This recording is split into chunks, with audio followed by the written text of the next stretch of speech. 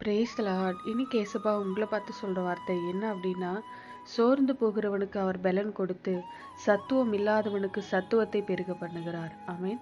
சோர்ந்து போகிறவர்களுக்கு பலன் கொடுக்கிற ஒரு ஆண்டவர். சோர்ந்து போயிட்டீங்களா? ஏதோ ஒரு காரியத்துல மனசு சோர்ந்து போயிட்டீங்களா? அதனாலதான் ஆண்டவர் உங்களோட பேசுறாரு. என் மகனே சோர்ந்து போகாத, என் மகளே சோர்ந்து போகாத. நீ எதை நினைச்சு சோர்ந்து போய் இருக்கிறியோ அதுல அற்புதம் செய்வேன்னு ஆண்டவர் உங்களோட தான் பேசுறாரு. பைபிள்ல எத்தனையோ பரிசுத்தவான்களை குறித்து வாசிக்கிறோம்ல. நிறைய பேர் இந்த பாதையில கடந்து போயிருக்காங்க. மோசே ஆண்டவரால எவ்வளவு வல்லமையா பயன்படுத்தப்பட்ட தீர்க்கதரிசி. எகிப்து தேசமே அவர் பேர் கேட்டா நடுங்குது. அப்படிப்பட்ட மோசே இஸ்ரேல் மக்களை வழி நடத்தி கொண்டு வந்தபோது ஜனங்களுடைய நெருக்கம், ஊழியத்துல வந்த பிரச்சனை, ரொம்ப மனசு வந்து ஆண்டவரே போதும், நானா இவங்களை பெத்தேன் அப்படின்ற மாதிரிலாம் வந்துட்டாரு. என் ஊழியெல்லாம் போதுன்ற நிலைமைக்கு வந்துட்டாரு. சோர்ந்து போயிட்டார். ஊழியத்துல சோர்ந்து போயிருக்கீங்களா? இத்தனை பாடுபட்டு ஜெபம் பண்ணி என்ன பலன்? கடைசியில பார்த்தா நிந்த, நெருக்க, அவமானம், பொய்யான குற்றச்சாட்டு இதுதான் வந்து நிக்குது. நன்மை பெற்ற மக்களே தீமை செய்றாங்க.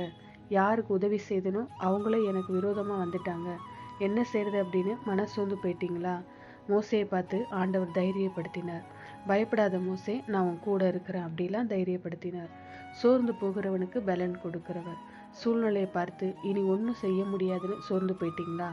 அவர் உங்களை சோர்ந்து போக விடவே மாட்டார். பயப்படாத மகளே, சோர்ந்து போகாத. இதையெல்லாம் நீ தாண்டி தான் போகணும். உனக்கு எதிராக எழும்புற வல்லமையெல்லாம் காணாம போய்விடும். பயப்படாதன்னு சொல்லி தேவன் உங்களை தைரியப்படுத்துறார்.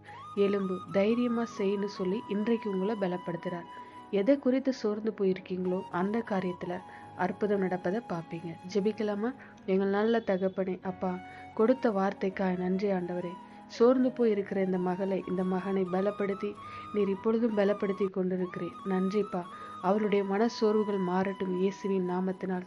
ஊழியத்துல, குடும்பத்துல, பிசினஸ்ல காணப்படுகிற பிரச்சனைகள்னால சோர்ந்து போயிருக்க பிள்ளைகளுடைய மனசோர்வுகள் மாறட்டும். நீர் பலப்படுத்தும். அவர்கள் எதை குறித்து சோர்ந்து போய் இருக்கிறாங்களோ அதுல ஒரு அற்புதம் நடக்கட்டும். இயேசுவின் நாமத்துல ஒரு வழி திறக்கப்படட்டும் ஆண்டவரே. இயேசு கிறிஸ்துவின் நாமத்தில் ஜெபிக்கிறோம் பிதாவே. ஆமென். God bless you.